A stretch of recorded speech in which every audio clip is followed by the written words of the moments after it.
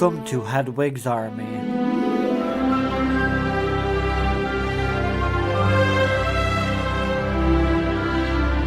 Hosted and produced by Josh and Trevor.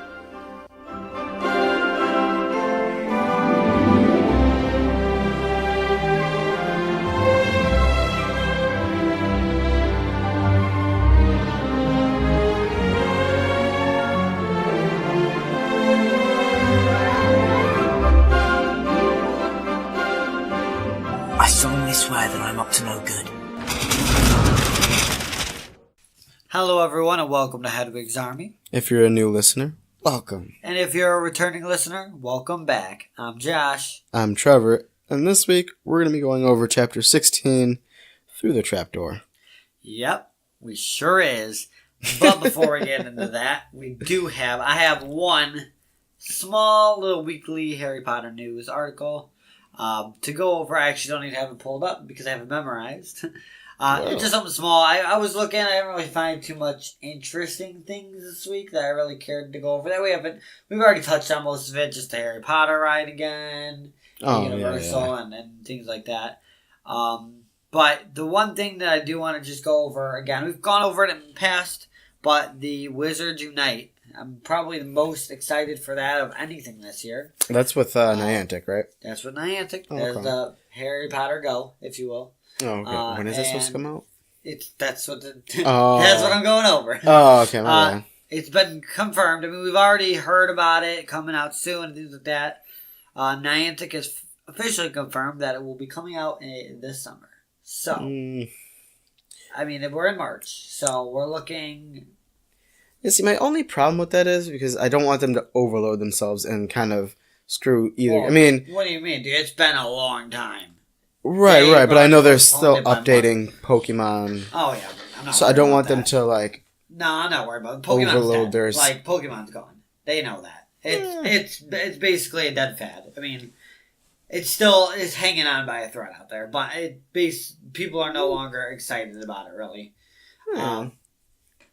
I mean, from time to Well, time. obviously some people are. Yeah, some yeah. people hang on to things, but I'm saying overall, they're not getting near the attention they were. No. But I hope they don't also screw. postponed this by months. It's supposed to come out last year, so they've postponed this time, for quite a time. So it's finally coming to fruition this summer. I hope it's not a letdown. I don't know. We'll see. I mean, because nothing against Niantic. it'll be a letdown eventually. I mean, I don't want to say letdown. It's going to die out.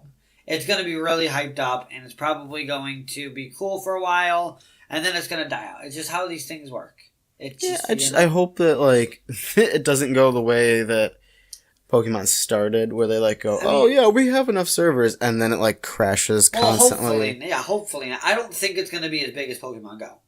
I mean, don't get me wrong, there's a lot of Harry Potter fans out there. But Pokemon, like, is a generation thing. Yeah, and thing. it's also just, like, way more kid-friendly. Like, than it is with...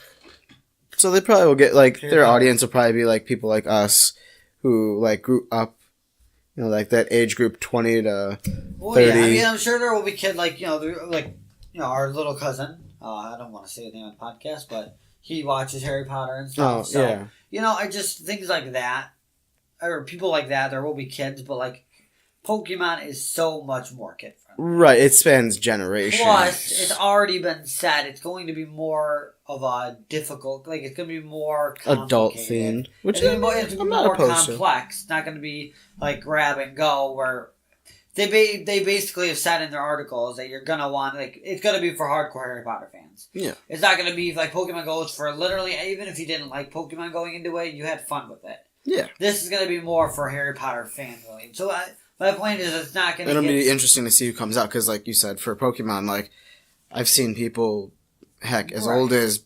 80-something out there. Yeah, that's and not as young to as say there won't be the age. 7 or 8. That didn't say there won't be the age difference. I just think there won't be as much clout because of the fact that it's going to be for hardcore Harry Potter fans. It might be popular. People might download and try it out. I just don't think it's going to last as a big major group event as long as Pokemon did, because it's, again, you could not know anything about Pokemon and you still have fun with Pokemon Go. Yeah, I feel like if they hadn't screwed up with Pokemon, it would still be pretty decent, but I feel like the way they went about it with the constant like server crashes. Yeah, see, I personally though, I don't think it would have mattered. I mean, it's gonna die out. It's gonna lose clout. It's gonna lose fame and popularity. First of all, every video game goes through it.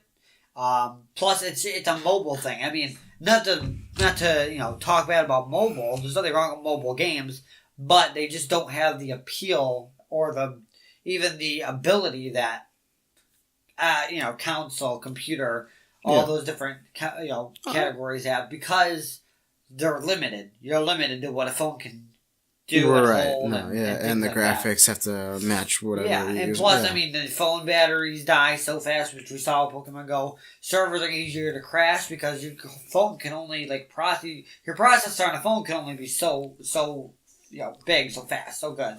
Right. But like a computer, I can get an insane. I can get dual graphics cards. I can get an insane processor. I can get $1,000 processor. So which is essentially the price of one phone. Right, but you're not paying for $1,000. It's a lot. So my point is, any mobile game, not to say it's not going to be fun and it's not going to stick around, but it's not going to stay at the top of everything. Oh, yeah. Pokemon Go lasted a lot longer than I think a lot of people anticipated it. And not to say it's not still around. I still open it once a week at least. But I feel like you said, the most of the people that are playing now are strictly people who and as like summer Pokemon. comes, as we know, it dies out in the winter because nobody wants to go out and freeze their butts off. Trust me, I've met some people who are crazy. Yeah, but that's what I'm saying. There are some people, but overall... Oh, yeah. And kids are in school, so they're not going to be out in the freezing cold doing it during the day. But as the summer picks up, that's when it picks up. That's when it picks up. So it will pick up again. I think Pokemon will stick around, but... And I think that's maybe why they made the release date for this new Harry Potter game. Well, yeah, in the summer, because they know that. I think they're just trying to get out as quick as possible because it was supposed to come out in the winter. So, but they had to push it back because it wasn't ready. And it's probably a better thing that they wait for the summer, spring and summer. Better time for a game. If you're gonna have people walking around. I don't think it's gonna matter with this because it's gonna be, if you're a hardcore Harry Potter fan, you're gonna try it out, and you're either gonna love it or you're gonna hate it or not really care for it. But the people that are gonna hold on to it. Are going to be the big... yes, obviously it'll do better in the summer because, again, who wants to go out and freeze in the winter to go out and do... go find a dragon. Harry Potter fans it's that negative love it 50. will do it, just like the hardcore Pokemon Go fans. Right. This is basically targeting... This is like if Pokemon Go were to target just those hardcore fans that are willing to do that. You know what I mean? Which I think they've moved towards. So, alright, enough... Pokemon Go discussion on our Harry Potter podcast. Just the same. It's the same company. So. Yeah, same company. So it has a lot to do with that. But figure a lot of the mechanics will probably be similar. Yeah. To a point. From what I saw, it's gonna be just tap in this. Yeah, it's gonna be different. Well, it's gonna be quite a bit different, but same concepts. Yeah, and. I don't know everything about it. I'm trying to kind of not spoil myself too much. But anyways, I'm excited for that. I'm just really excited for a Harry Potter game. Look, I've been watching Grand Theft Auto role-playing a lot. All I want is either a Harry Potter MMORPG or just a Harry Potter roleplay on one of those, a mod for that, to gain popularity. That'd be interesting. Because that would be super fun. All right, so... Now that we got that news out of the way. Yeah, our tiny little news, right? You want to do a recap on... I do not want to. That's the episode, guys. Thank you for tuning in. I was kidding. I know it's been a couple weeks, but... Harry Potter... welcome to Hedwigs Army, the Harry Potter podcast all about Pokemon Go. No, anyways, yes. So, I'll jump into the recap for Chapter 15. Because it has been a little bit, so... It's been a while, guys. It has been a while. Figure we would do a little refresher so we remember where we're at before we get to this new jam-packed chapter. Right. Well, I just read through this. I know where we're at. But for you guys to remember where we left off here. Speaking of leaving off, we left off last with Harry and Hermione getting busted by Filch for sneaking out past curfew. McGonagall is disgusted with this behavior and assigns them detention, as well as taking 50 house points from each God. of the students involved. Obviously, this is Harry and Hermione, but it also includes Neville and Malfoy. So, Slytherin also got some 50, but not nearly as bad as the 150 taken off of Gryffindor. Oh, yeah. This causes Harry, Hermione, and Neville to become the most despised people in the school. Harry vows not to interfere, but is tested when he overhears Quirrell talking to someone, quote-unquote, in an empty classroom. Harry tells the rest of the trio about it, but they decide to let it go. Harry and Hermione get their detention notice to meet Filch in the Great Hall at 11 p.m. Filch brings them to Hagrid, along with Neville and Malfoy. They find out that their detention will be accompanying Hagrid into the Forbidden Forest to find out what's attacking unicorns. Hagrid splits Neville and Malfoy with Fang, which is the worst idea ever, and he sticks Harry with Hermione. Or he sticks with Harry and Hermione, rather. So all three of them go on. They run into some centaurs just before Neville sends the distress signal into the air. Turns out Malfoy scared Neville, so Hagrid sends Harry and Malfoy with Fang instead. And he goes off, obviously, with Hermione and Neville. The two of them find the unicorn dead, and they see a cloaked figure making its way towards them. Harry is saved just in the nick of time by a centaur named Firenze. Firenze informs Harry that it is Voldemort that is after the Sorcerers / Philosophers Stone. Hagrid and the crew meet back up with Harry and decide that enough was enough for that night. They go back to the common room to discuss the ninth evening, as always, before eventually finding that someone has returned the invisibility cloak to Harry's bed. Alright. So that is... So that was last chapter. That was last chapter. That was an eventful chapter, guys. And if you thought that was eventful, chapter 16... Not a lot happened in chapter 16. I feel like... I'm kidding. Oh. It's like the entire... This is what everything's been culminating towards. This is... Everything happens in chapter 16. And then, chapter 17 is like, oh, hey, yeah, so this all happened. So we'll get to that next week. But this week, we're going to be talking about going through the trapdoor. So, as the exams draw near, all Harry can think of is if Snape had figured out how to get past Fluffy, which is a valid fear. During the exams, which were split into two parts. So there was a written part, which was in rooms that were extremely warm, to say the least. And then a practical part, which wasn't in the rooms, I don't think. I don't know. I don't think it actually says that they're in the rooms. I would assume it's probably in the same area. Yeah. Probably pretty close, yeah. Yeah, maybe. Honestly, I probably want to do the practical part. Written tests bore me to death, so... Well, yeah, but I want to make sure, as well as doing it, you understand it, which... I figure, one kind of tells you that, hey, I understand what I'm doing. Oh, hey, your wand movements, match what you're supposed to be doing? Yeah? Okay, then you know what you're doing. Maybe I'm really hands-on. I'm not a professor at Hogwarts, Trevor. I know. It'd be nice. I got nothing for you, brother. That's just school for you. Yeah. Well, so we already established that the rooms are really warm. But Neville notices how Harry isn't sleeping very well. But... it's like when in a math problem they say show your work. Mm-hmm. They know just being able to do it isn't enough. They have to see how you do it, how you know how to do it. I guess, yeah. For certain classes that makes sense, history of magic. Okay, there's not really a practical part to that.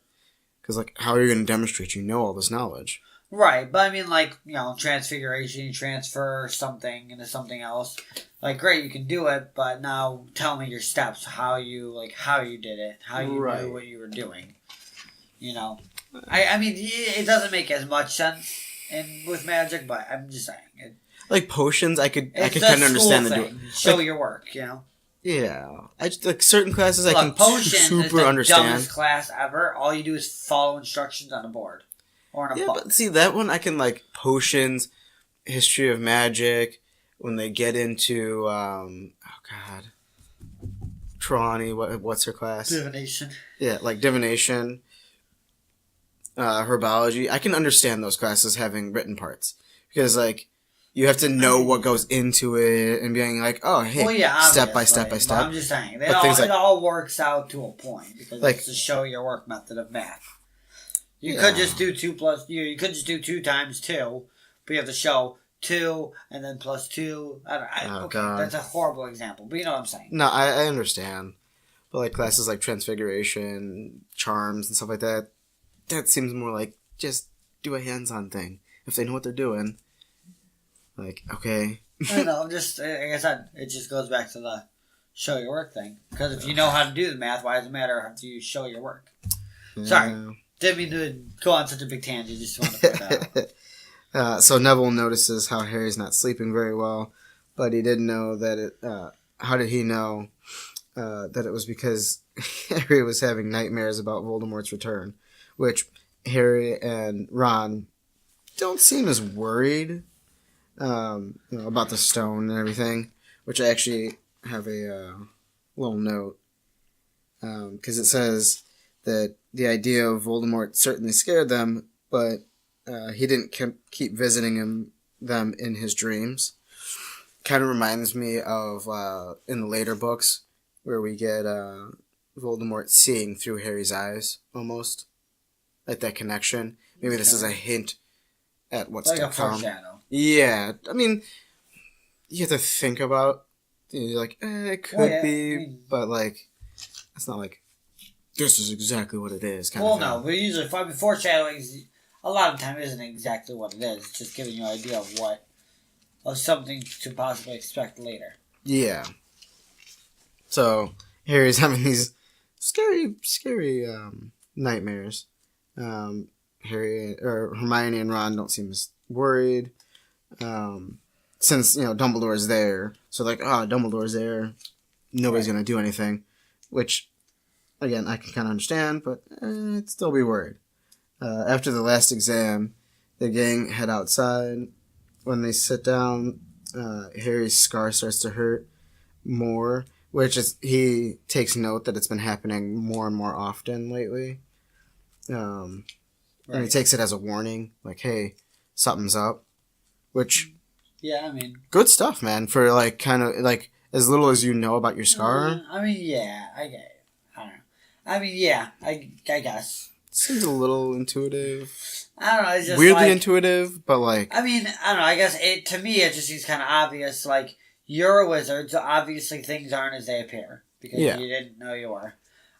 You find out your scar is because an evil guy tried to kill you, and a scar like that's never been seen before. It obviously comes with some backlash. Yeah. So it's like, okay, now it hurts. Okay, something weird is happening now. It's never hurt before. And they know that Voldemort is trying to gain, something. They think it's Snape trying to do it, but they know it's got to be something with Voldemort's going on. Yeah. So, I mean, I guess, I don't know. Maybe it's hard because I'm 24 years old, and I'm trying to do this through the mind of an 11-year-old, but it just seems obvious to me. It's like I don't know how even at 11 he wouldn't think something's up, but it could just be because I'm 24.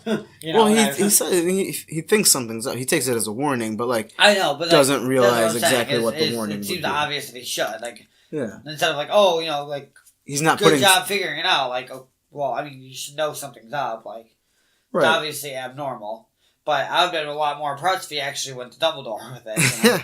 Or Madame Pomfrey and be like, hey, so the scar is hurting. By the way, when I was 11, if I had some weird pain or something weird happening, I went to my freaking parents right away. And I get he didn't have parents, but he's got parental figures at the school. Oh, Dumbledore, I was going to say, Dumbledore, McGonagall, he's got... The Dursleys? No, obviously, but... obviously... My head hurts.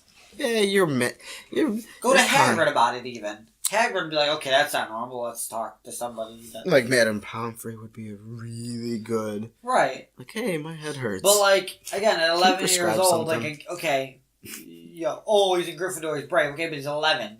Like, you can be brave, but still not be dumb. Like, come on, Harry. Oh, something's weird going on because my scar hurts. Yeah, maybe bring that up to an adult. What? Right, yeah.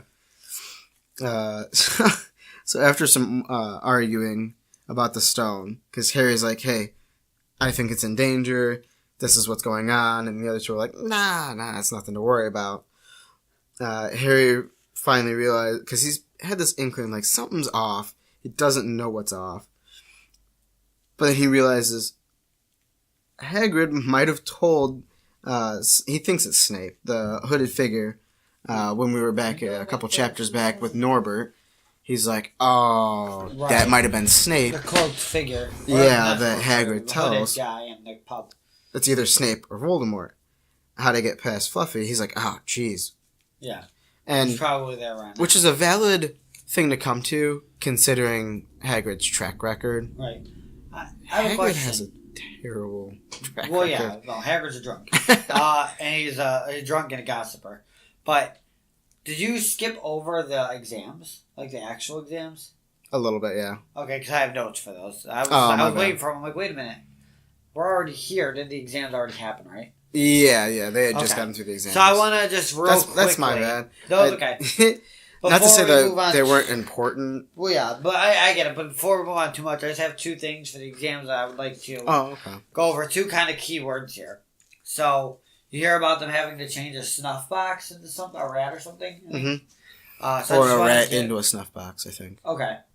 So I just wanted to kind of give a little bit of definition of what snuff box is. It is a small ornamental box for holding, you guessed it, snuff.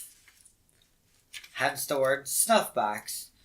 So I just thought that was interesting because that's something that I've realized I've never heard, and I've heard it in the Harry Potter series multiple times, both in reading and listening to the audiobooks, and I've just always skimmed over it. But now that I'm looking in depth, and I'm like, wait, what the heck's a snuff box?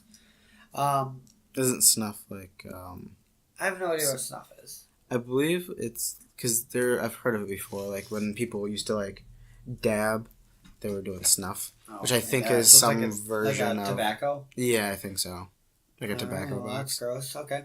Well, that's just gross. I mean, it makes sense. It's just a weird word anyway. But anyway, so then the other thing I wanted to go over was they had to make a forgetfulness potion. That's kind of obvious what it does. It causes an unknown degree of memory loss in the drinker. Makes you forget. But what I wanted to go over a little differently, real quick, I'm going to run through this quick, are the ingredients and actual steps to making a forgetfulness potion. Thought that'd be interesting. So, it's actually a pretty easy looking potion. Considering the other potions that we eventually get to. So. Yeah, it takes a total of 16 minutes and 30 seconds to brew. Oh, no. Wait, what? Oh, it depends on the cauldron. So anywhere from 5 to 6 minutes to brew, depending on the cauldron you use. I was adding them at different times, but Oh, okay. It changes. Well, and also probably depends on if you're Neville or if you're a regular. Right, person. But I think it's just an average time. Nothing against you, Neville. Well, that's the brewing time. I don't know exactly what that means. Like, is this how long it has to sit, or if that's how long it should take. Oh, wait, like after you add all the ingredients. But like when you brew something, you make it. That includes, I don't know. Anyways, so the ingredients are I'm gonna butcher this. Is lethe or leith. Lethe. What is that? Lethe? Mm-hmm. Lethe river water, mistletoe berries, and valerian sprigs. So those are the 3 ingredients you need to make the forgetfulness potion. Obviously, also a cauldron and stirring whatever materials. Yeah. Oh, I guess you'd use a wand for that. So step 1 is you add 2 drops of the Lethe river water to your cauldron by pouring smoothly. Then you're going to gently heat for 20 seconds. You're going to add 2 valerian sprigs to your cauldron. Stir 3 times clockwise and then wave your wand. That's all it does. Step 2 is add 2 measures of standard ingredient to your mortar. Add 4 mistletoe berries to your mortar. Crush into a medium fine powder using your Pestle, I guess. Sure. Add 2 measures of your crushed mixture to your cauldron. Stir. Are you reading it through my glasses? No. Sorry. It looks like you are. And I'm like, what the heck? No. So, add 2 measures of your... I already said that. Stir 5 times anti-clockwise, and then wave your wand to complete the potion. Interesting. That's all I got. Weird. Time to return cauldron. Or brew times is 6 minutes with the pewter cauldron, 5 minutes 30 seconds with the brass, and 5 minutes with the copper. And I don't know what time to return cauldron is, but it's 6 minutes with the pewter, 25 minutes with the brass, and 4 minutes with the copper. So, sounds like the brass is not good. Show. Yeah. Alright, that's all I got. You can continue now. Alright, so he thinks that Voldemort or Snape knows how to get past Fluffy because of Hagrid. As Harry gets up to go, the gang follows him. They're like, okay, well, we'll go with you. What the heck's wrong with you? Of course, Harry is a couple steps ahead of him. When they reach Hagrid's hut, they ask if he talked to the stranger that he met with Norbert, if he talked about Fluffy and Hogwarts. And of course, Hagrid's like, well, I was drunk, but it might have come up. Right. And of course, they're all face palming like, come on, man. Of course it came up. I made a note like, dang it, Hagrid. When he talks about well, yeah, it might have come up. How many, 3-headed dogs do you know? And I'm like, come on, Hagrid, man. You want to make sure you take care of the dragon. I mean, good God. on Quirrell, though, to get a dragon and go through all that just to figure out how to get past Fluffy. That was pretty smart. God, man. We talked about his scar hurting already, yeah? Yeah. Okay, I do have a note for that as well. Oh, okay. It was just more of a question, I guess. Just a thought. So obviously his scar's hurting more. It doesn't really specify why. Obviously, we know it's because Voldemort's getting stronger. Yeah. But he's not actually getting... he's not actively getting stronger at the minute.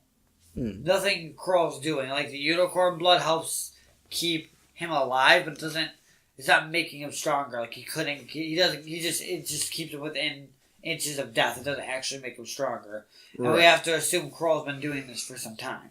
Yeah. But his scar's just now increasingly starting to hurt more. So I had a couple questions, as to why, a couple of thoughts as to why this might be happening. So obviously, currently Quirrell is getting closer to getting the stone, but that it shouldn't matter as far as Voldemort. Getting closer to getting the stone doesn't make Voldemort stronger. You know what I mean? Maybe it makes him more driven, though.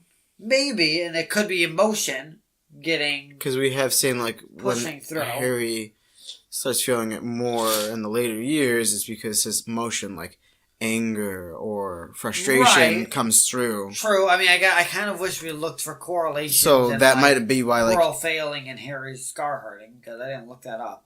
But because Harry seems kind of irritated and on edge, and that might very well be Voldemort's feelings kind of transferring to him. Yeah, but it's why now, though? Voldemort had to be very angry a lot of times throughout Harry's childhood, but his scars never hurt before. Well, it could also be that, this is the first time after they, unknowingly to Harry met. Yeah, because we've established that, I just don't think that would matter.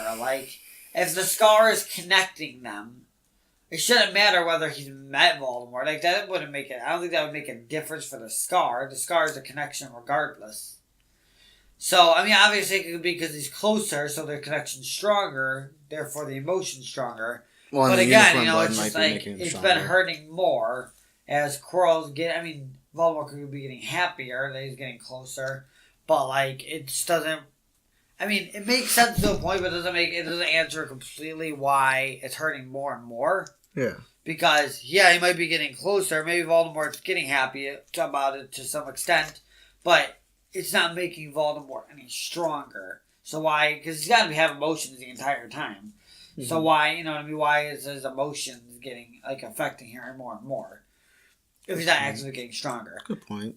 However, on the other flip side of it, we know that the only thing that's actually affecting Voldemort in any way is unicorn blood. So, could unicorn blood, because I don't know for sure. I mean, it talks about keeping on the edge of death, but could it possibly be making Voldemort feel stronger slowly, which strengthens the connection? Maybe, yeah. So it's kind of like, it doesn't specifically say what makes Harry's scar hurt. So I'm just curious, because technically right now, his scar is hurting more and more, and nothing's really happening. He might be getting closer and thick to figuring out how to get to the stone, but it's not like he's actually getting the stone and making Voldemort more powerful. So, I'm pretty sure it's probably, if I had to take a guess, it's probably just the emotion, and his emotions are getting stronger and stronger because he's finally getting closer and closer. Right. And that's got to be it, because there's nothing that's really actively making him stronger. Right. Nothing else really makes and the fact that they're so close, the connection's probably got a stronger signal. Or, yeah. Okay. I get what you mean. So, but does it go to say we know that Voldemort eventually is nowhere near Harry, and Harry feels like his scar is blowing up. But it's also when he's fully back. So yeah. I just wanted to sidetrack it and just mention that it doesn't really specify it. Just kind of theorize on it for a minute. I gotcha. So you good. So Hagrid reveals that, when he was drunk, might have told the guy that music calms Fluffy down. And as soon as both parties realize this, Hagrid's like, I shouldn't have told you that. And the gang is like, oh crap, the person that we think is going for the stone now knows how to get past Fluffy, which is probably the most difficult one to get past because it requires you to be having music. Right. Which they finally do. The smartest thing they've done this entire book. It'll be in your next, I'm sure. Oh, okay. I thought that was going to be a boom. Oh, my bad. No. So, they realize, okay, well, now we have to warn Dumbledore because... Boom! Finally. Thank the heavens! It only took an entire book for 11-year-olds to be like, hey, this is above us. We should go to an adult now. Well, I think Harry was the driving force. He's like, yeah, we need to go warn They all were. Dumbledore. They all were. At one point, Harry's like, we should say something, and the crew was like, he'll just think that we hate Snape. And Harry's like, yeah, no. Yeah, we should probably do this. Well, you're 11. Just... Oh, God, man. It's not your business. Give the information you can give, bro. Well, okay, so after they have this thought process, which is probably, like you said, the smartest thing they've done in the entire book. Finally. I mean, it's still a little too late, but... They're trying to get there really fast. Don't really know how to get to him. So while they go inside, of course they run into McGonagall, who's like, hey, yeah, you should be outside. But they're like, hey, no, we need to let Dumbledore know about this stuff. And she's like, first of all, I don't know how you know about the stone. Right. Second of all, we have protections. It's taken care of. Right. By the way, it's a little side piece. Do you ever find it weird that they're always, on nice days, they're always being told, oh, it's suspicious, you should be outside. Yeah. Why? Why does it matter? Why, if we're in the castle or outside, maybe we have something to do. But they're always, seen as suspicious just because they're inside on a nice day. You know how many nice days I spend inside? I mean, it's nice outside right now. It's not that nice out. I kind of want to. But it's not that this nice out, you know. Oh yeah, no. I was just saying, but this is darn near summer. It's just every time it's one of those okay, go play. Why are you not playing? I'm just tired. Maybe they need a nap. Jeez. I just thought that always strikes me as weird that happens. So she's reprimanding him, and she's telling them, hey, yeah, I will take points from my own, house. She says this to Ron for the most part. Like, Right, I will, Mr. Weasley. I will take points from my own house again if you don't drop it. But also mentions that, hey, yeah, Dumbledore left for the Ministry, but we got it down here, Right. And That's he all won't good. be back till tomorrow. Harry hears this and he's like, tonight's the night. Yeah. Dumbledore's not Won't here. be back Tonight's till the tomorrow. night. All right. We need you already to- know I gotta stop you here. I have a huge problem with this plot hole. Huge. Okay. This is probably that Dumbledore I think believes this is something. the most annoying part of this entire book. You're talking about how the fact that like Dumbledore believes that he needs to be somewhere else, kind of thing. Well, not even that. You can get tricked. That's fine. We know for a fact it does not, because even Harry decides he's going to show up at the Ministry, they're going to be confused, and he's going to realize something's up. Yeah. Okay? We know for a fact it does not take a day to travel to the Ministry on Thestral. Okay? Mm-hmm. Let alone we know he can apparate either in Hogsmeade or in the Astronomy Tower. He did it in book 6. I think the Headmaster is the only one that can lower boundaries for apparating. So Makes sense. why? If he does this is early on. We know that. We know he left early on. He's already gone, and it's like middle. Like it's probably noon. Well, I think maybe? when they leave, in later books, it takes them like Hours, the better part of a day to get there not get to where. to the Ministry. No, they leave in like the middle of the day, and they're back by nighttime. After fighting off the entire Ministry. Or all the entire Death Well, I Eaters. thought it was like getting close to like evening when they got there. Yeah, but it's already middle of the day. Yeah, but they're on Thestral, I'm saying. That's what I'm saying. They can get there, fight off the Death Eaters, and get back within a day. Yeah. On Thestrals. Flying. They're flying from Scotland to to England. Yeah. Okay? You can apparate. You can apparate, chat with them for 3 hours, and get back within 3 hours and 5 minutes. So how does it take an entire day? Well, of I travel? think this is like midday. Probably after exams, it's probably Doesn't like matter. afternoon. Well, it kind of does matter because they say that like they wait till like Nighttime. pretty much right about the time that they're not supposed to be out to go out. Yeah, but Dumbledore's already been gone at this point for hours. Why is he not back yet? And she said he's gone to the Ministry. Like it's early-ish. Yeah. He shouldn't be like he won't be back till tomorrow. Why?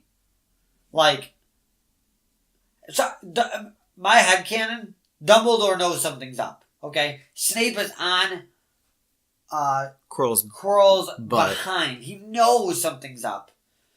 Okay, I personally think he fell for this Ministry ploy on purpose. Or if he didn't, once he gets there and everyone's like, "We didn't send it there," boom, red flag right there. Why? Yeah. Why would somebody send you a thing and then if it's not like why would somebody send you a Ministry letter if they like if you know what I mean? If not from the Ministry. Yeah, That I just getcha. shows a red flag. So why are you not back at the school already? Figuring it out. You know what I mean? Yeah. So let's play it out. Okay, Dumbledore gets the letter, thinks that they want him, goes to the Ministry, takes him 10 minutes because he can apparate there. Well, yeah.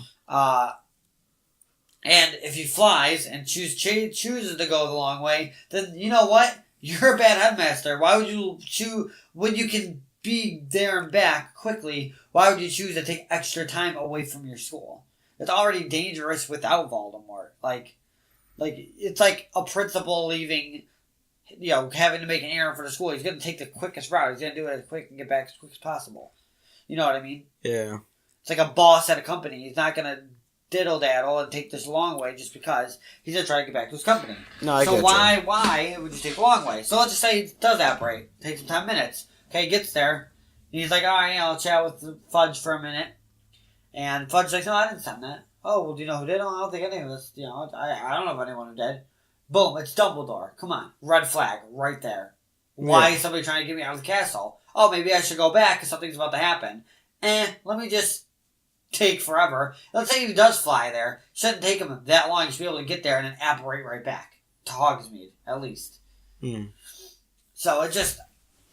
Because they say that they sent him a letter, and that's how he... Or whatever. Yeah. McGonagall, I think, sent him a letter or something. Or contacted him.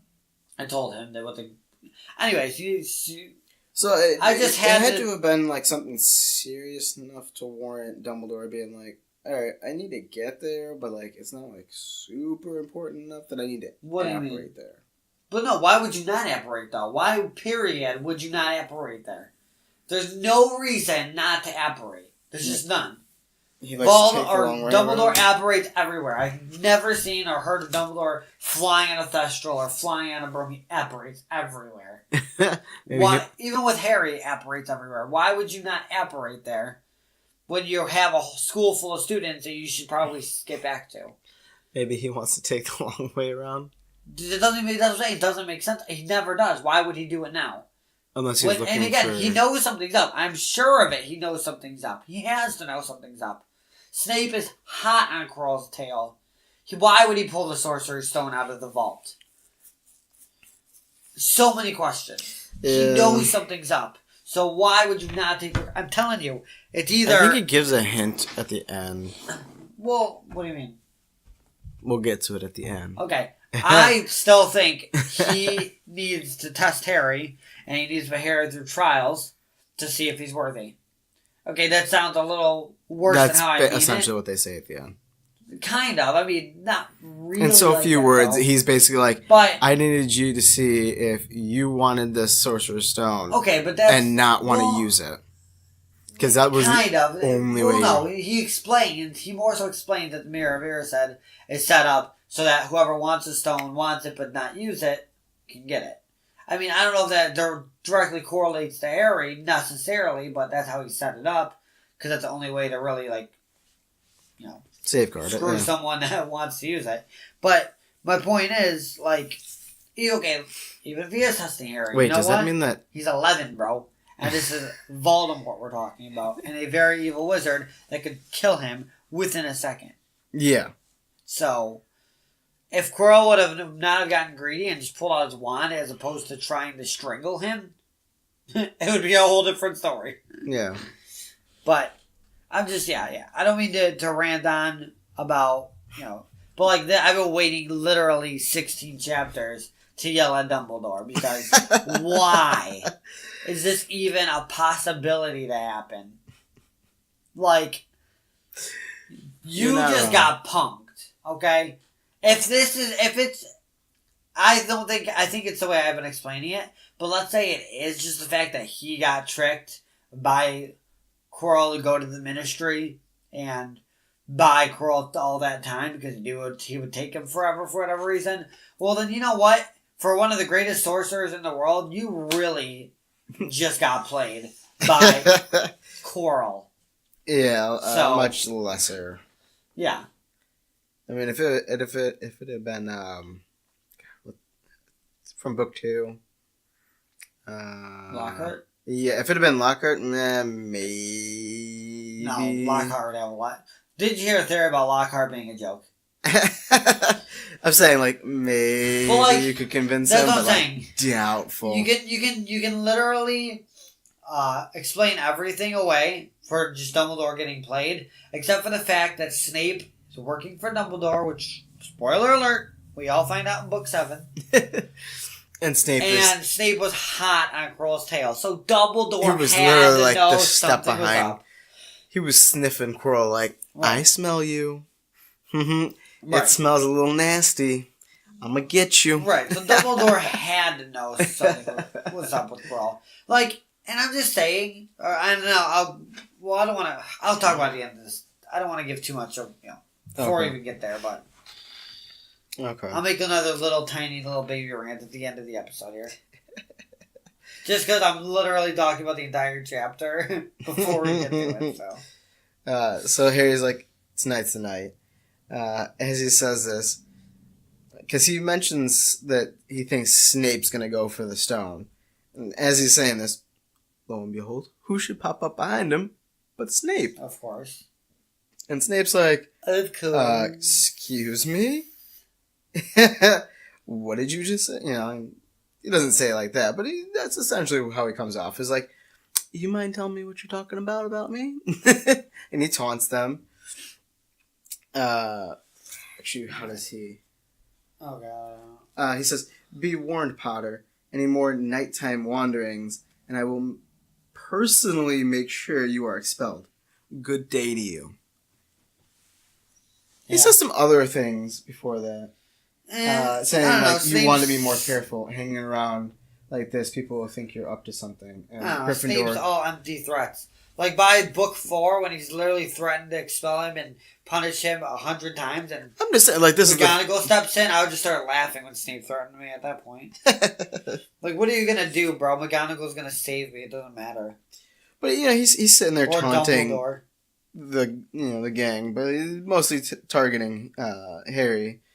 And they come up with a strategy of having one person, i.e. Hermione, be the lookout for Snape, because Snape heads towards the the staff room. I actually have a note here. I'm thinking like maybe he's going to warn Dumbledore, but again, like you said, kind of doesn't make sense. Well, he has to. He just has to. It just doesn't make sense. Right, so I'm thinking like maybe he's like warning him like, hey, something's up. You should be coming back. This is the only thing I can think of that like he's going to the staff room for. Right. At the very least, like, if Snape is... Okay, Snape has been confronting him for Dumbledore, because at the very least, if he's confronting him because he's generally trying to stop Quirrell, like, if he knows Quirrell's working with Voldemort, then he should know that Quirrell is going to report back to Voldemort. Right. And he's going to... So, like, if you're literally just doing it because you don't want Voldemort back, because you're genuinely trying to stop Quirrell on your own, well, you're now risking everything with Voldemort because of that. Yeah. So, and then, like you are regardless. Obviously, you can talk your way out of it to a point, which he does later on, obviously. But, like, you're putting that risk just, like, for yourself. But if you're doing that risk so that you can tell Dumbledore everything, it's a little different. You know what I mean? Yeah. Like, you're doing the same risk, but, like, Snape doesn't care that much. He obviously doesn't want Voldemort back, probably, but he more so doesn't want Voldemort back because that means he's got to do extra work for Dumbledore. Yeah. But he's not gonna. I don't think he's gonna go out of his way for himself to confront Quirrell. But Dumbledore's probably like, something's up. Make sure to stay on Quirrell, or right. He's probably like, keep an ear out. And then he got into Quirrell. So I'm sure he told Dumbledore. Yeah, he's like, I need you to do some stuff for me. And considering Snape's past, he's like, cool, yeah, whatever. Yeah, he seems to respect Dumbledore enough. So Hermione's supposed to be the lookout for Snape. Right. And they're like, well, why don't you talk to one of the, be like, if he comes out, be like, oh, I just wanted to talk to one of the teachers or something like that. I believe it's Flitwick they want her to talk to. While the boys are like, hey, we'll go guard the entrance to the corridor, which doesn't make a whole heck of a lot of sense because you're going up against a teacher, you're going to lose, but whatever, man. Right. Doesn't seem like the greatest plan. They don't actually make it that far.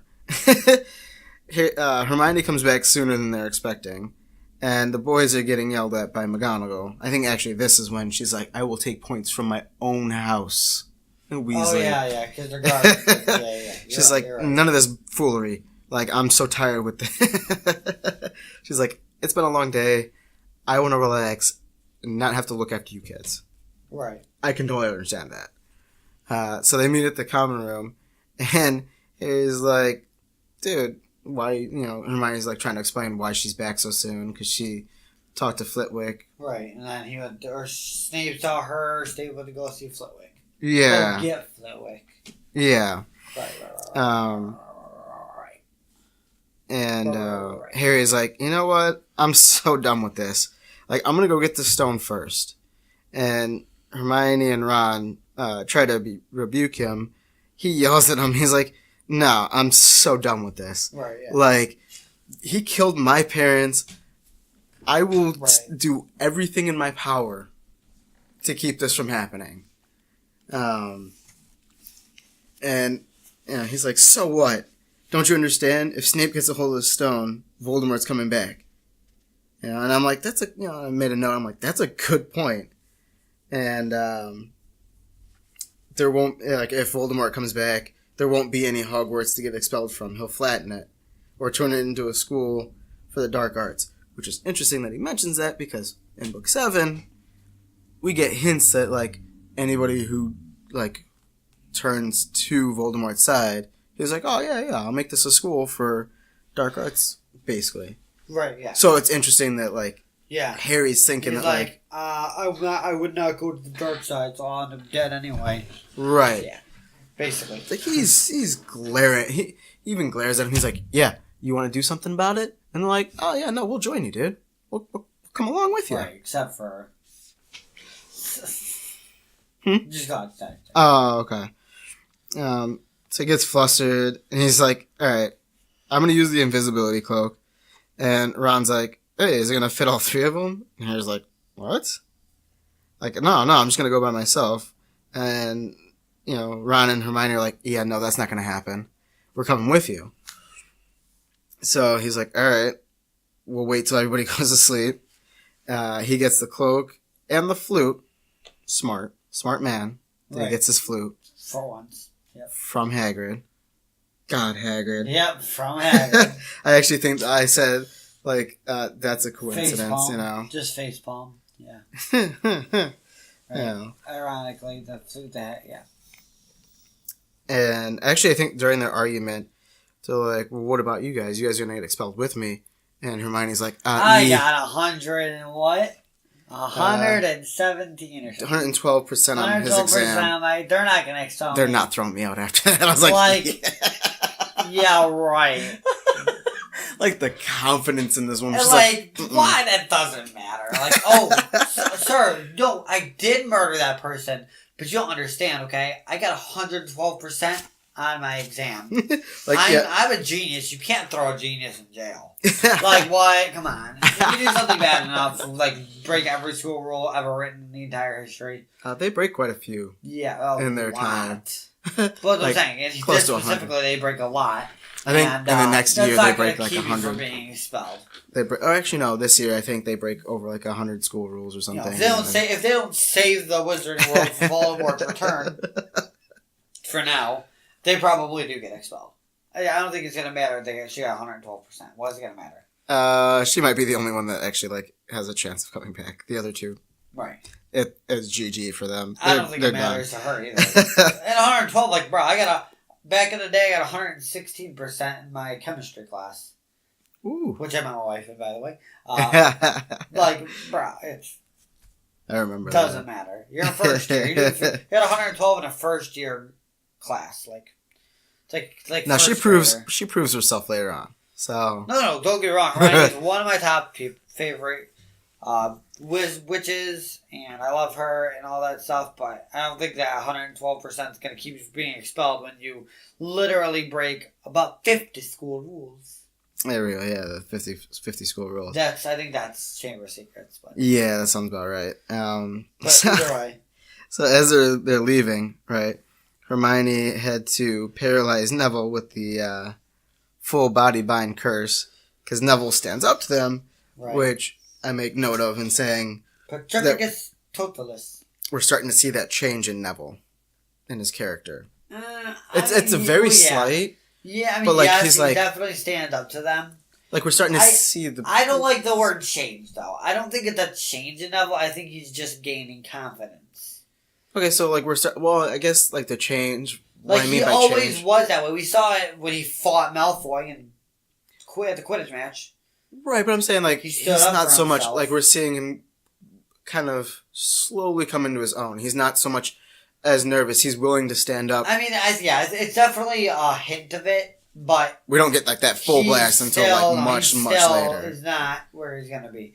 But, yeah, I just don't like the word change, because I don't think he's changing. I think he's just gaining the confidence. I don't think we see him, fully confident, super, super confident in himself until, Dumbledore's army. Yeah.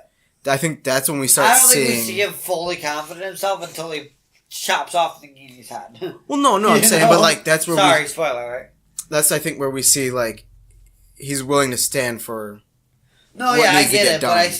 still don't think he's confident though. I think he's gaining confidence. I don't think we see him fully confident until at the Outlaws. When he Like especially like in the movie where he's like, you know what? stands up to Voldemort, He's like, walks Voldemort? towards Voldemort. Like, He's like, you basically tortured my family into insanity. Spoiler alert. Fate worse than death. Okay. No more spoiler alerts. We're fine now. Just so you guys know, we've given fun now.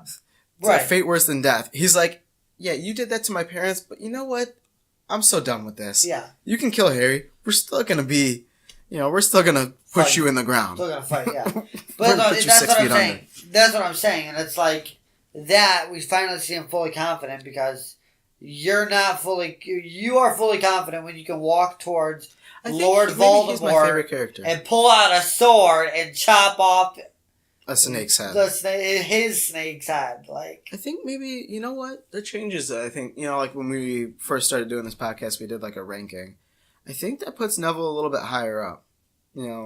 His character just in general.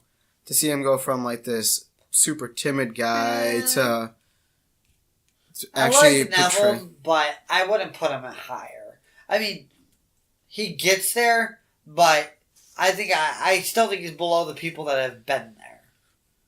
Like Harry is a lot. Okay, I hear a lot of different things about Harry, about how he's not really, a great wizard. How it's all just by luck and chance. You hear it throughout the series, but people actually argue Ron that. and Hermione kind of cover for him. And you that's hear what we're that in about the to see. series, but people actually do say that.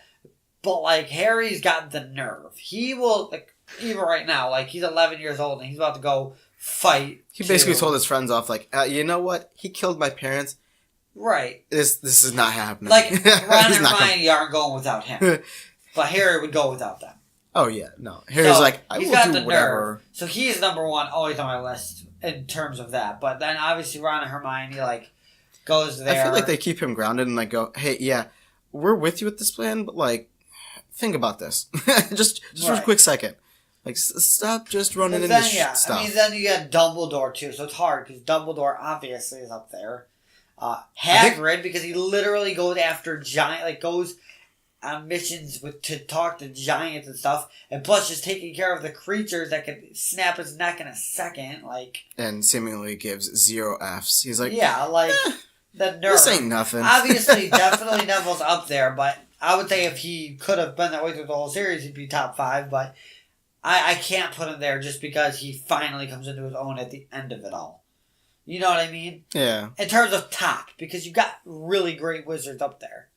I mean, insane. I mean, I guess maybe put him closer to the top in terms of development for character, because while Harry kind of gets some development, I feel like not so much. Gosh, it's hard though.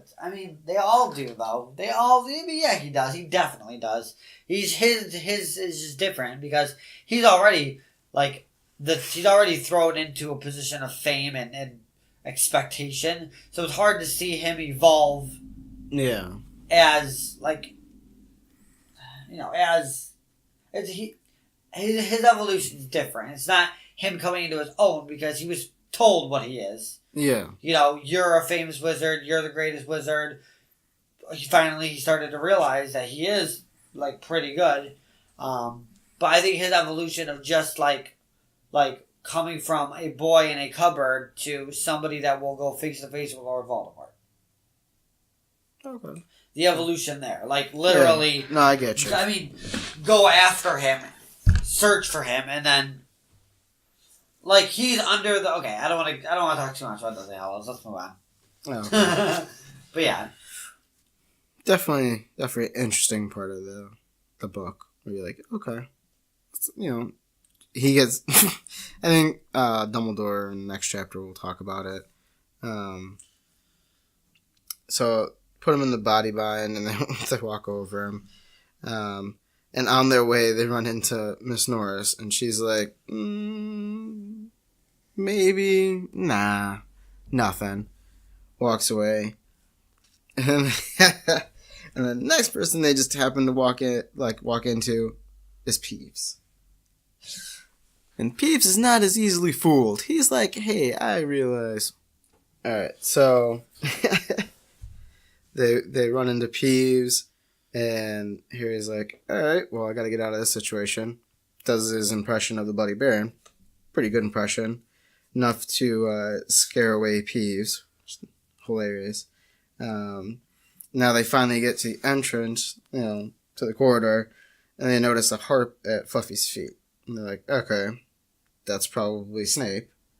And you have to play continuously. Right. Task 1, done. Play continuously. Right. Which Harry decides that, he's going to play the flute first. Allows them to get to the trapdoor. Harry goes down first, then Ron, then Hermione. Right. Well, on the way down, Harry doesn't notice. Ron doesn't notice. They have a pretty soft landing. And I'm pretty sure this is a, pretty steep drop. Hermione drops down. She realizes, oh crap, this is Devil's Snare. Right, Devil's Snare, deadly fun. Basalts in the sun. Oh god, yeah. And she, she's quick enough that she realizes and gets away. But the boys are like, they're getting strangled to death. And they're freaking out, and they're like, hey, what do we do? And Hermione's like, well, I need to set a fire. But one problem, there's no wood. And Ron just flips out a best line ever. Are you not a witch? Oh, God. Her first take in something very... there's no wood. Are you... dangerous and a very intense situation.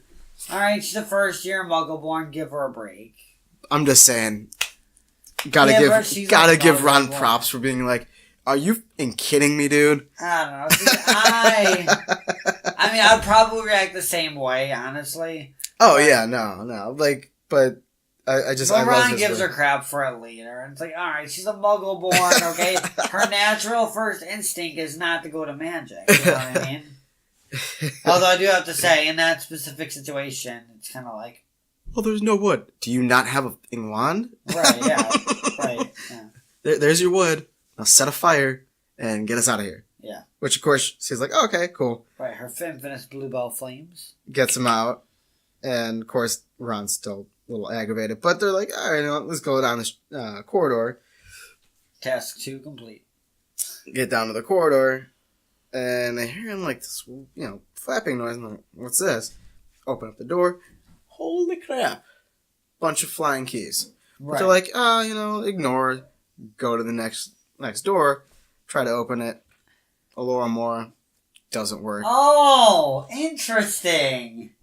That's really interesting, isn't it, Trevor? A door that actually... a door that does not open with Alohomora. You know where this would have been really useful at? The first part. The trap door on Fluffy. Matter of fact, let's just make every challenge have a door that doesn't open with Alohomora, and you need to do something to get the key. Maybe that would help out a little Actually, bit. from here on out, I believe that's what happens. Every door from here on out is straight up, you have to finish whatever is in front of you. Well, yeah, true, but I'm saying, you shouldn't even be able to get in there, because not only the trap door should be locked with an Well, I figured they want you to drop into a Devil's Snare, and then that just kills you. But, don't even get there. Make it hard to get there. Don't make it easy, because then somebody can get past it. Well, I mean, if you don't know the music thing, Fluffy is literally going to kill you. Yeah, but if you find out the music thing, you can get past it. You know what would be harder? You know what would be harder to do if you had... To deal with it, if you had two doors that did not unlock with Alohomora before you even get to the Devil's Snare, and both the keys were in Dumbledore's office. Or one was in Dumbledore's office and one was in McGonagall's office. Not wrong. Come on. This is not rocket science. You can do it. You can do it. You just proved that. Oh. It drives me nuts. Okay, so they're... Why? They see the flying keys. Okay. See the brooms. They see broomsticks. He's like, alright, well, how do you get a flying key? You gotta go fly. Right. So they get on there. They try to capture it. Their first couple attempts suck miserably. Because they're like, the key's just gonna fly out of nowhere. And we have to figure out what key it is. Right. End up finding it's this big fat key. And they're like, oh yeah, it's, wings look a little bent. Harry's like, hey, you take top, he takes bottom, I'll go for the middle, I'll get it. Because I have the experience. I'm a seeker. I'm the youngest seeker like in a century. Works like a charm. Of course. No pun intended. Because it was Flitwick that probably did this. Because they were charmed keys. It works like a charm, no pun intended. So, right. They get the key. It opens the door. Got it. Task 3. Whew. Now they get through the door. They walk into the next room, which seems dark, but there's like a little bit of light. And Ron's like, oh, this is a chessboard. This is wizard's chess on a grand scale. Right.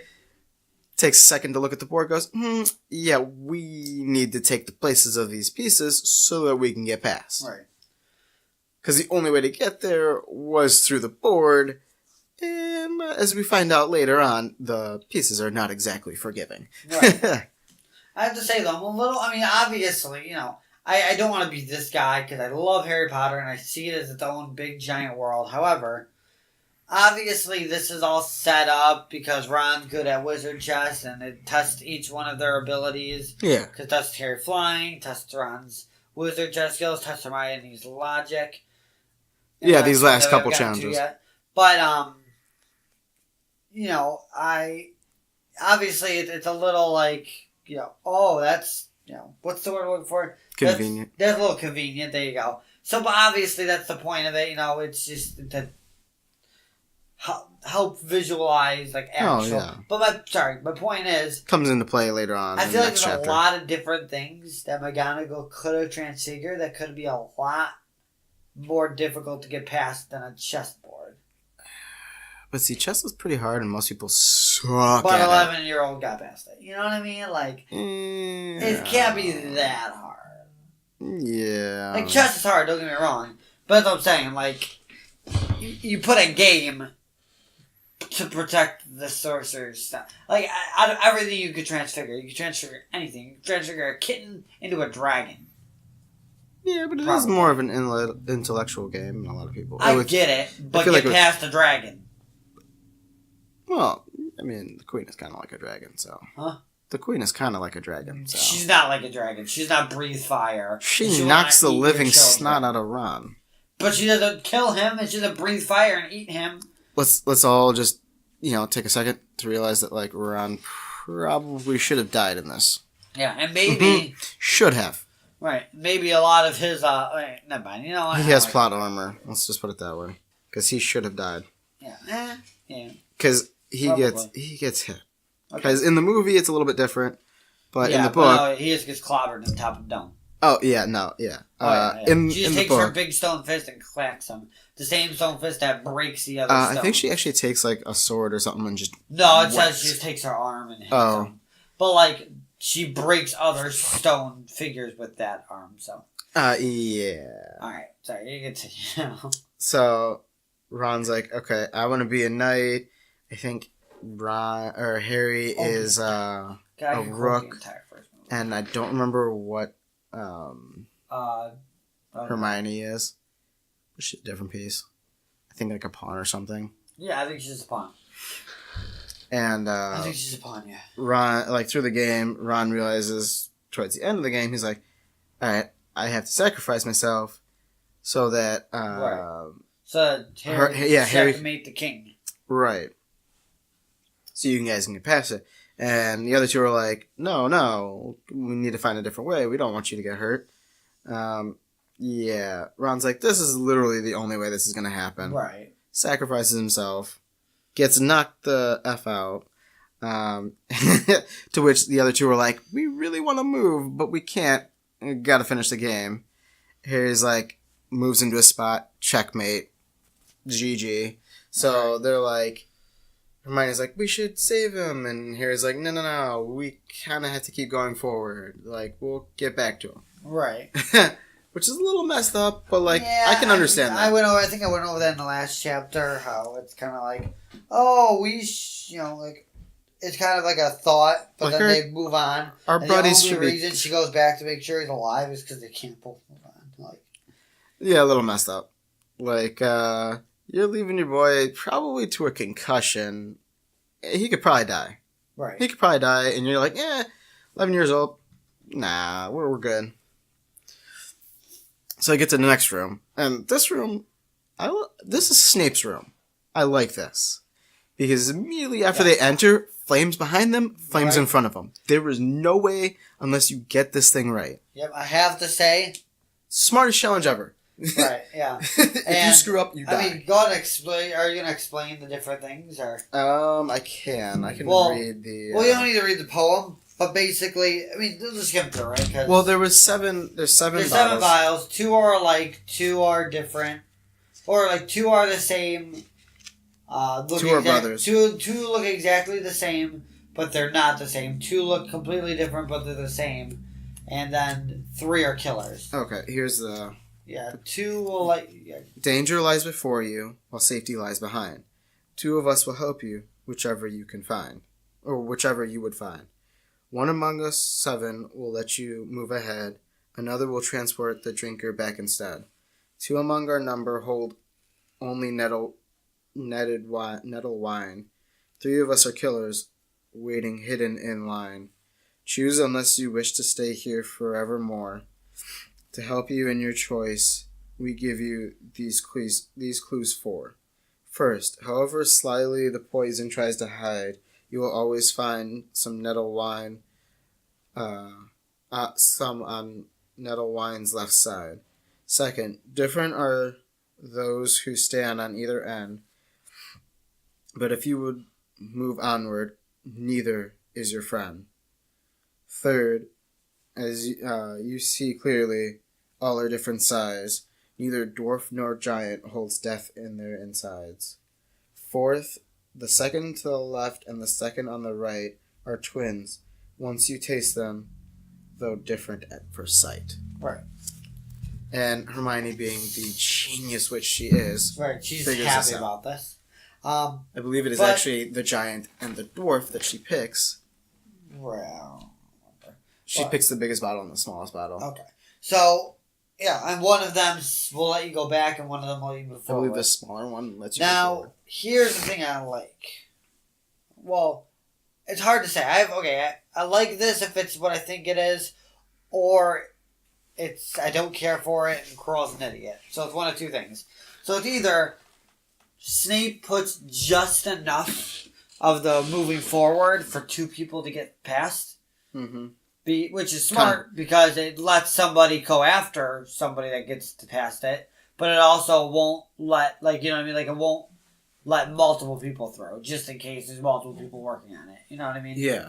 But at the same time, it's either that, or Quirrell just drank a bunch and only left enough for one person, which... You're an idiot. You should have drank the entire thing so nobody can get through to you.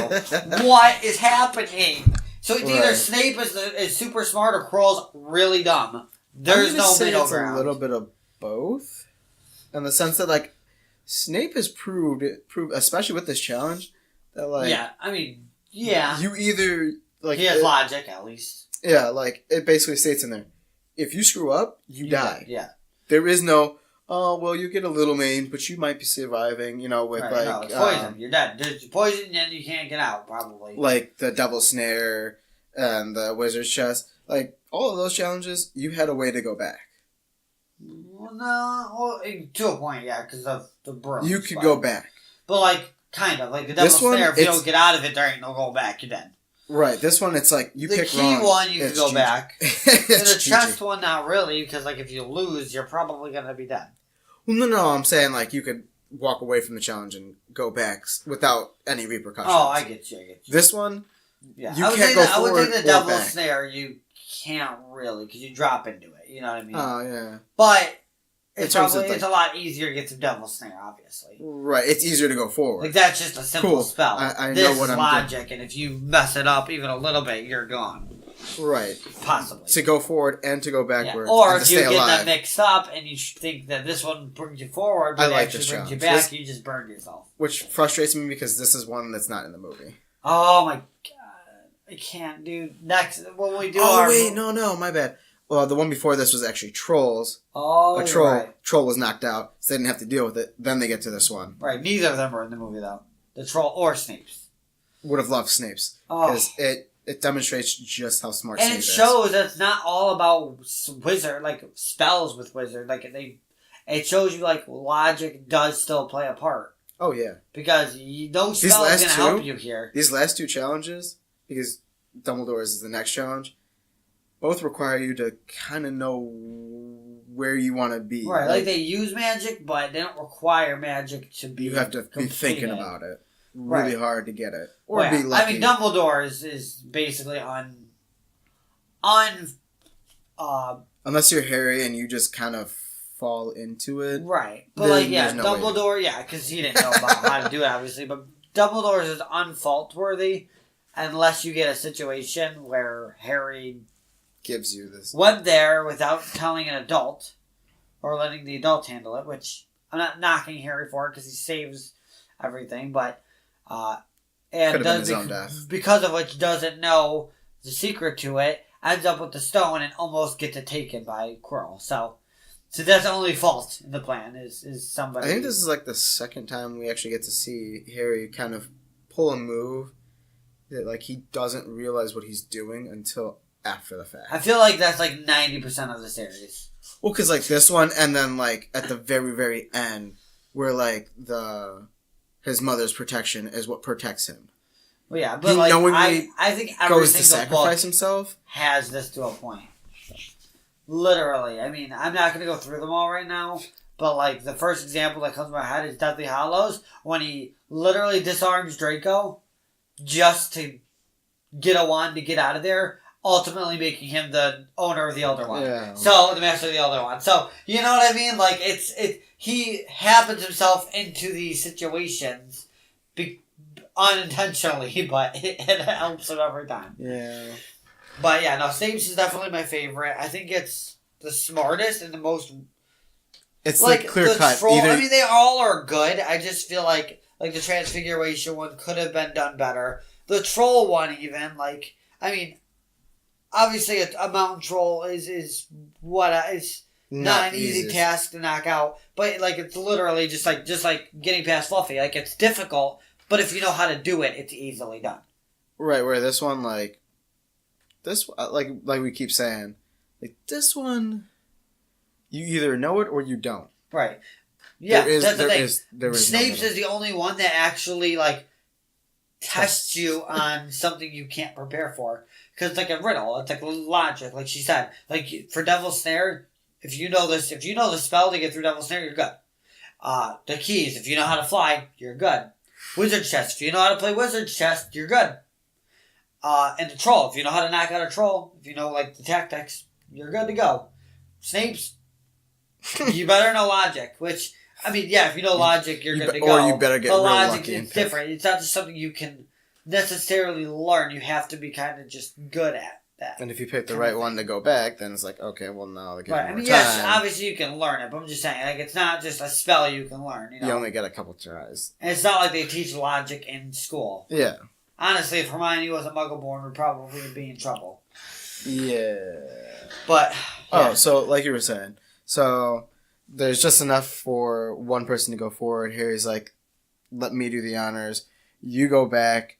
You take the other potion. You go get Ron. You go get Dumbledore. Right. Let him know something's up. Hopefully we see each other on the other side. Right. Dumbest thing. Like, that frustrates me. There was only enough for Harry to get through. Yeah, I know, but still, like, Harry's like, oh, you know what, I might die. I mean, at that point, though, like, I would be disappointed. He's like, no, we'll just both go back. Forget it. We've gotten this far. Let's just go. Like, no, just go through at this point, dude. Yeah. Just well, do no, it. I'm not saying, like, go back, but, like, it's just frustrating. He's like, oh, yeah, you know what, I'm basically going to walk to my I get it, possible but death. he could have died. He could have died. He should have died. Oh, yeah, honestly. no, he should have. Again, it's all just by chance that, I mean, That he you hear it a doesn't. lot from Voldemort. It's kind of true. Literally, if Quirrell, two things by chance. One, his mother's protecting him from Quirrell touching him. Number two, well, Voldemort touching him, which inevitably means Quirrell can't touch him. Number two, Quirrell, instead of pulling out his wand and being a wizard, he tries to choke him out. Which feels miserable on his Which, part. literally, like, you never see that. Anyways, whatever. We're not even in that chapter yet. So Harry goes forward. We don't really get to hear until later what happens to Hermione, but we assume she goes back. She saves Ron. Gets out. But Harry goes forward, gets to this big, dais. I think it's big room. Yeah. Right, and in the middle of the room is Snape. He recognizes instantly Mirror of Erised and a weird figure, and then it ends. It's not Snape. That's all we know. He's like, it's not Snape, but and then it's next not chapter. Snape, but to be continued. Yeah. Yeah. So it basically says figure at the Mirror of Erised, and then it ends. That's the chapter. That's the end of it. Honestly, like we've been saying, like the challenges are probably our favorite part of this book, by far. Yeah. Just because they require so much thinking. Yeah, and I mean, obviously Snape's my favorite, just because. Also, why # he's my favorite. What? Yeah, I said that's the reason why # he's my favorite. Snape is one of my favorite you characters. Disgust me. Snape and Dumbledore are my two favorite Snape characters. will never redeem himself in my eyes. Dude. You can say, just real quick, on a side note, you can say whatever you want about, when he was doing it for love. Okay, but he did have to make fun of Hermione's teeth. Like, come on. Yeah. No. There's no excuse. He can do it without being a complete jerk about it. Yeah. Like, you can be mean, but don't be so rude to every single person you see. Like, come on. Anyways, so whatever. It is what it is. I don't care. So, that is chapter 16. Yes. I had one more. Through the trapdoor. Oh. Through the trapdoor. But I do have one more note real quick that I didn't go over, but I do think it's important to bring up because, just all types of after Dumbledore today, apparently. So, my question, okay? So Dumbledore knows, she obviously, because Dumbledore is the only person that knows all of the challenges. Yeah. The other teachers don't know what the other teachers did and stuff, but Dumbledore knows all of them. Meaning, Dumbledore knows that Quirrell has an affinity with trolls. Why else would he put a big giant troll as his challenge? You put your thing, Yeah. So, makes me question. How is Dumbledore, or maybe he was, but based on what we know, how is Dumbledore not suspicious that Quirrell literally fainted about a troll getting into Hogwarts? Like, would you be like, bro, isn't that like your thing? It's like which I think is why Harry fainting during Quidditch. Like, it's his thing. He's gonna be worried about it going into it. Once he gets in, it's all just talent after that. So it's like, why is that not suspicious to him? Right. Well, and that's why Snape catches on real quick and goes, yeah, I'm right on to you. That's what I'm saying. I'm going to say it again. You can pull some stupid stuff like that. I'm going to say it again. Dumbledore has to know about Quirrell. He has to. There's just no other way around it. I think we find out in like book 6 or 7. No, we don't. We don't find out that he knows about it from Snape. Well, there's hints that like he was basically trying to challenge him every year, which is super. But like, super okay, but I just there's a difference. Though challenging him would be like throwing him to his possible death. Putting him in front of the mirror, letting him find the Mirror of Erised on his own. Okay, that would be challenging him, making sure he's got enough mental willpower to not waste his life away. Okay, challenging him is not literally letting him possibly go through these challenges that would kill him. Yeah. If he messed up, and then fighting the Quirrell with Voldemort on the back of his head. Now, he might not know about Voldemort, but he probably knew at least that Quirrell was evil enough to kill him. Like, that's not challenge. That is putting him in the way of suicide. Harm. Yeah. Seriously. Like, there's just... I mean, honestly, out of every other thing that happens throughout this whole series, this is just the biggest question mark in my brain, because there's just no explanation for it.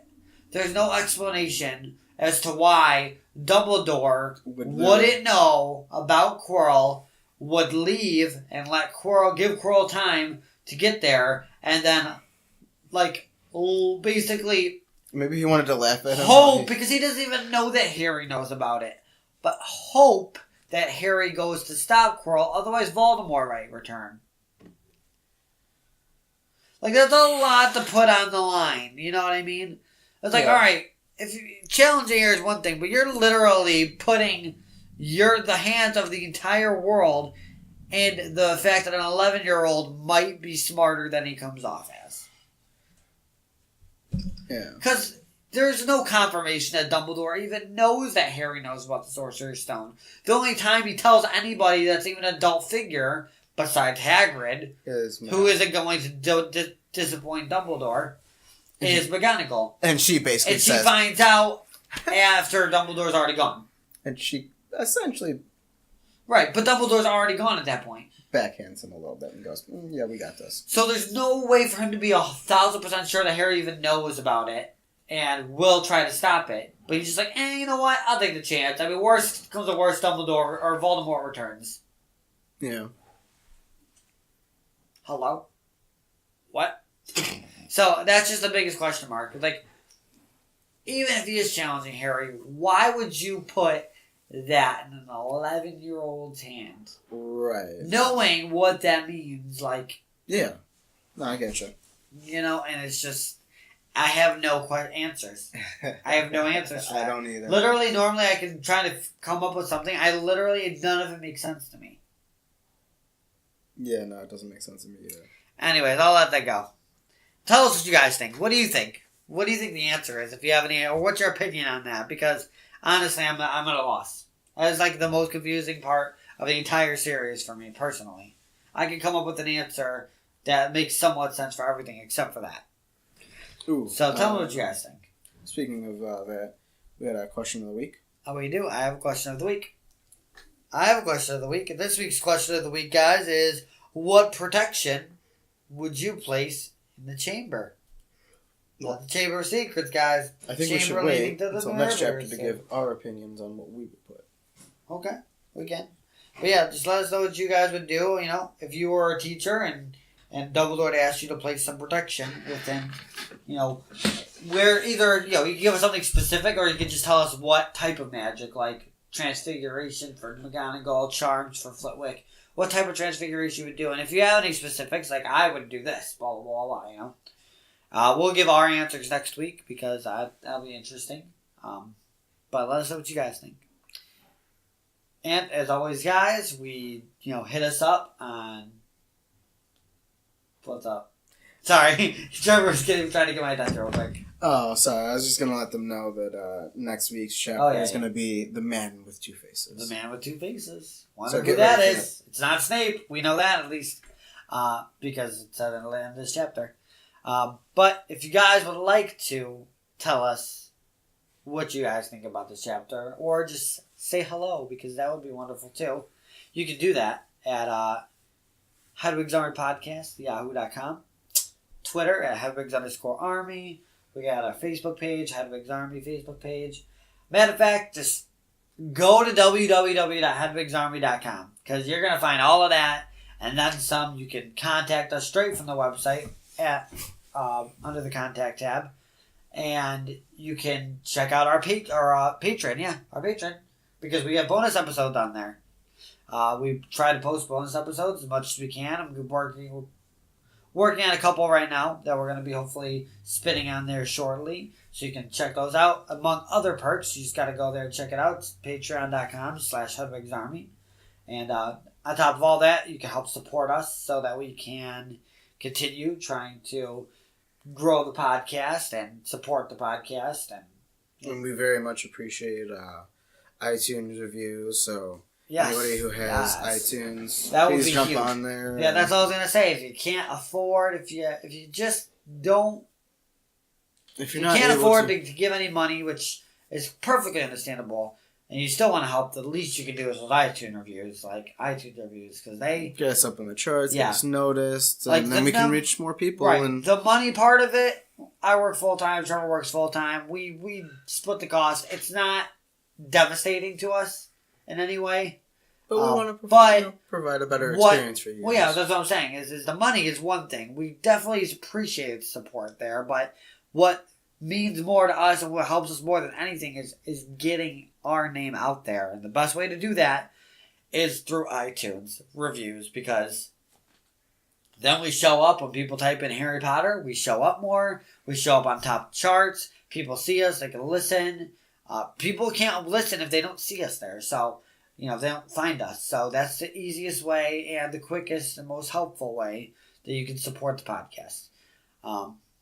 Also, if you have a Discord channel and you'd like to talk about Harry Potter, we have a Discord channel, and it's Hedwigs Army. You can go and check out that on our website. We have the invite link up there, so you can just join it and talk theories, talk ideas. Yeah, literal theory ideas, a weekly chapter. You can say hi, whatever you want. We're trying to get that growing with as many Potter fans as we can, so we can all just have one place to go to just talk to each other and relive this series together.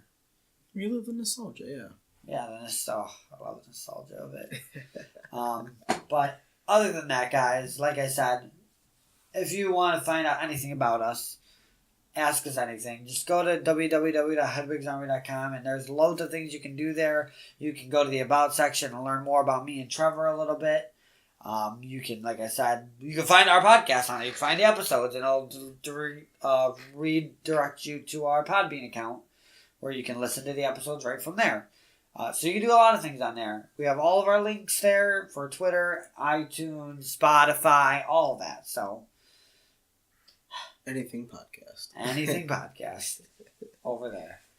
But I think that's all we got this week. You got anything else you want to throw in there? No, just prepare yourselves for an interesting chapter next week, and then end of the book one. I think the week after that we're going to be doing the book to movie. Yes, not a comparison, but we're going to be watching the movie, talking about thoughts, and then kind for of like the first half of the challenges episode. that are missing. Yeah, like the first half of the episode will be just our thoughts on the movie. The second half of the episode is going to be a little bit of book to movie comparison, or whatever we feel like talking about, really.